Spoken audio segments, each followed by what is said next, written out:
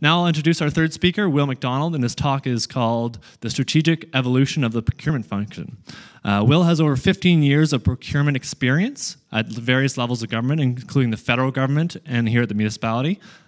He's also worked in the private sector as a government affairs consultant. He helped prepare bid strategies to organizations responding to various government procurement strategies, and he's also helped manage procurement challenges for the Canadian Trade Tribunal and the Federal Court. So please welcome Will McDonald. So thank you very much for having me this afternoon. I'm a little disappointed to hear that I missed Generation Y by 1 year, so apparently I'm part of the problem and not part of the solution. So if I was to ask you to describe procurement, I'm certain the majority of you would picture a scenario where a need is identified, bids are obtained, the low bidder is selected, and a contract is awarded, and you wouldn't be wrong. That is very much the traditional model of procurement. The traditional model looks at procurement as a straightforward means to an end. The objective is to obtain the best price for each individual transaction through isolated purchases. The challenge is, however, that this model misses the significant strategic potential to add value to an organization through the procurement function by driving innovation, risk mitigation, superior long-term cost performance, and by using procurement as a tool to implement government priorities. The role of procurement in the public sector goes well beyond finding the lowest cost for each individual widget. The focus has shifted from the purchase itself and more to the strategy or the process by which you made the purchase. At the city, the supply branch's goal is to be a partner with our client departments. We believe that by being involved early when decisions are made, we can add value to the process and ensure a successful outcome. So how did we get here? What I'd like to review with you today are some of the key sea change moments that led to the evolution of procurement. Those events that took procurement from the warehouse and moved them to the boardroom, and some of the challenges and opportunities this has created as a result. So the first event I'd like to describe is the Supreme Court's 1981 decision in Ontario versus Ron Engineering. As Judy Wilson from Blake Castles and Graydon once pointed out, the law of competitive procurement in Canada began in 1981 with this decision. Procurement has always been influenced by the courts and continues to be influenced by the courts. But every now and then, the courts make a determination that fundamentally changes the way we do business, and Ron Engineering was one of those. The case involved a request for tender issued by the Ontario Water Resources Commission for a construction project in North Bay. The low bidder was Ron Engineering, but after discovering an error in its bid sheet, refused to perform the contract. So at issue was a $150,000 bid security that had been provided by Ron Engineering with its bid. The idea behind a bid security is it's really a performance guarantee. It's there so that if the low bidder doesn't perform the work, that money can be used to help bridge the difference between the low bidder and the second low bidder. And so in this case, because Ron Engineering had refused to honor the contract, the commission kept the security, and Ron Engineering sued to get it back.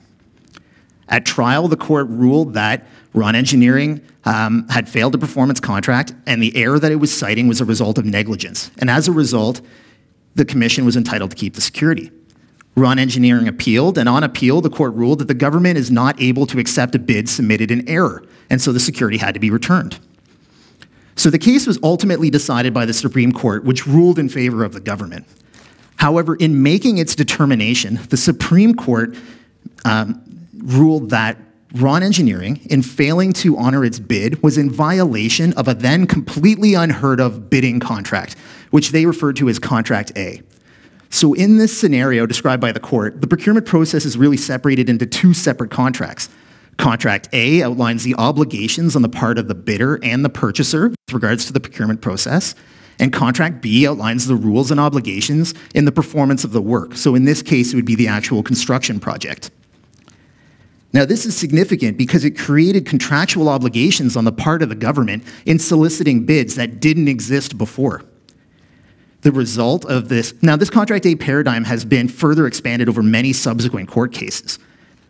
But the introduction of the bidding contract placed contractual obligations on how bids are developed. It was also resulted in a loss of flexibility to deal with issues or irregularities that come up through the bidding process, because how those issues or irregularities are dealt with will be looked at through the lens of a contract and subject to judicial review. This was the first step in really making procurement strategic, because any risks or issues had to be identified up front and properly mitigated in the contract or in the procurement process. The second event that led to the strategic development of procurement was really the unintended consequence of the rapid rise of international and domestic trade agreements in the 1990s. Whether it was NAFTA in 1994, the Agreement on Internal Trade in 1996, the World Treaty Organization on Government Procurement in 1996, and the Trade and Cooperation Agreement between Ontario and Quebec in 1999, just to name a few. These agreements set out the requirements for open, transparent, and competitive procurement for goods, services, and construction being purchased by the public sector. The objective of these agreements was to remove barriers to trade. They placed significant limitations on the ability to sole source a contract to a particular supplier. They removed barriers to foreign suppliers competing for local contracts, and conversely severely restricted the ability of jurisdictions to favor local suppliers. They also established an independent bid challenge authority, the Canadian International Trade Tribunal, who's a quasi-judicial body whose sole purpose is to review procurement challenges and trade treaty violations. The unintended consequence, this gave rise to a class of bid challenge experts, consultants, and lawyers. I actually began my career with one of these consulting firms, and it was incredible to see the amount of effort that was going into developing bid challenge strategies in advance of even having submitted a bid. So with the aid of these experts, suppliers became more litigious. They knew the rules, they knew how to navigate the trade agreements, and they knew there were independent bodies there to hear their complaints. So slowly, procurement officials began to be looked at by their clients to provide advice on how to navigate through the agreements and how to avoid challenges. They were also looked at to provide advice on how to develop processes to achieve seemingly legitimate political objectives, like supporting the local economy or promoting environmentally sustainable initiatives, all without running afoul of the legislation. Now, it's important to note that as a municipality, we're not subject to the CITT. However, the comprehensive complaints process in the City of Ottawa purchasing bylaw is modeled after the CITT. And the risks associated with a litigious supplier community with access to experts in bid challenge is just as real in a municipal environment as the federal government. So if case law like Ron Engineering and the introduction of trade agreements set in place the foundation or the need for procurement to become more strategic, the Bellamy Report really formalized it. Justice Bellamy issued her 1,100-page, 4-volume report to Toronto City Council in September 2005. This was the result of 2 separate judicial inquiries into IT software and computer leasing contracts and IT professional services contracts at Toronto. In addition to her review of the city's contracting practices, the Bellamy inquiry also heard hearings on the subject of good government. In short, panels of experts, politicians, and academics presented ideas on the workings of municipal government. The Bellamy Report included 241 recommendations, of which 111 were directed at procurement. And although the Bellamy inquiry was focused on Toronto, Justice Bellamy indicated that the principles that underpin her recommendations are equally as applicable to other municipalities and other levels of government. Among her recommendations was that the procurement role be elevated within a corporation. Justice Bellamy noted that since effective procurement is fundamental to the good governance of the city, the head of the Central Procurement Department should be a very senior position. Procurement should be approached as a strategic function rather than as a simple transaction management, and therefore the position should be as close to the executive as possible. The head of the department should be qualified to serve as a policy advisor to council on large procurements. And so here we see a recognition of procurement moving from simply supplying a need or being there to provide goods and services to address specific requirements, and more towards the development of policy and as an advisor to council. So with these recommendations as the foundation, the City of Ottawa amended its purchasing bylaw in 2010 and created the Chief Procurement Officer position at the level of a Deputy Treasurer. The Chief Procurement Officer really codified this strategic vision for procurement at the city. Supply branch, under the direction of the Chief Procurement Officer, is responsible to ensure that procurement is conducted with a strategic corporate outlook or perspective, not simply a focus on lowest cost. The supply branch is responsible for providing leadership and strategic direction on procurement, developing sourcing strategies to support corporate and departmental objectives. Here again, we see a reference to procurement being a tool used to implement priorities.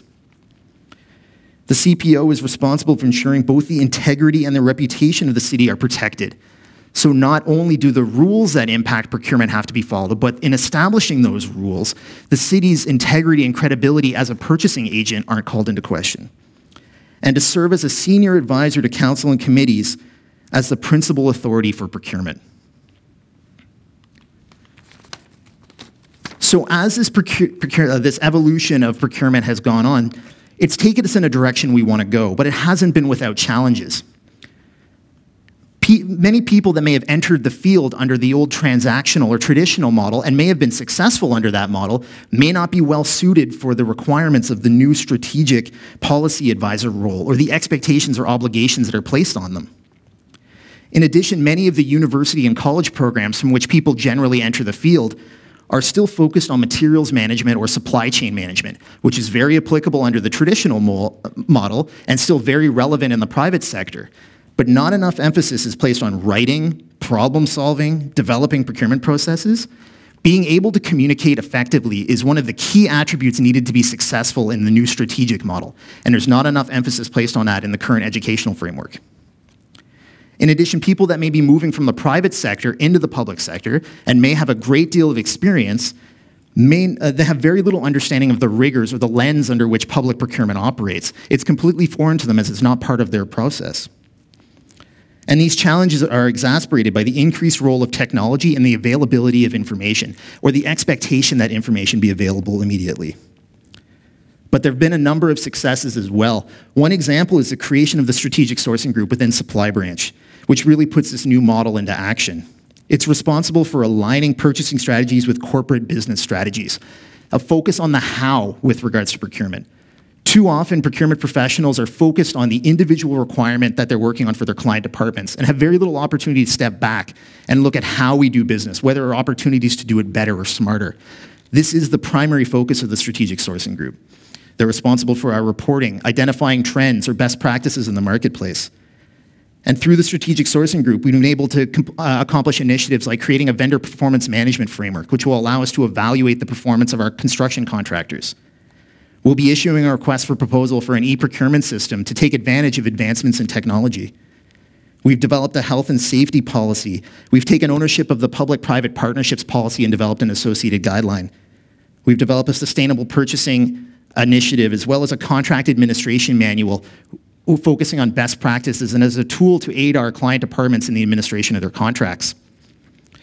These are all tools in the toolbox of being a strategic procurement professional, and they're things that will help us to continue to evolve in this strategic role. So this is very much just a quick summary of the events that would have moved procurement from that transactional model into the new strategic model. This evolution continues, and hopefully, if nothing else, as a result of this presentation, the next time someone asks you to describe procurement, it'll be the strategic model that comes to mind, as opposed to simply finding lowest price. Thank you very much.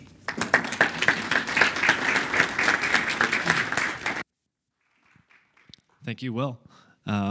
As Will just mentioned, one of the key things he wants to see in the college and university programs is communication, and Will is an excellent communicator. I mean, I think a lot more emphasis is going to be on the softer skills. I know after taking an accounting program, a lot of people pin me as sort of an accountant, but I know the old CMA program in particular focuses on a lot of those soft skills, and I think you're going to see that evolve. Not just for finance, but for things like procurement. I really shortchanged Will a little bit. I was talking about all the billions of dollars that Mark manages. I will point out that Will is the manager of procurement at the City of Ottawa, and he oversees over $1 billion worth of goods, services, and construction contracts for the City of Ottawa, Ottawa Police, and Ottawa Library Services. So I apologize for not setting you up before.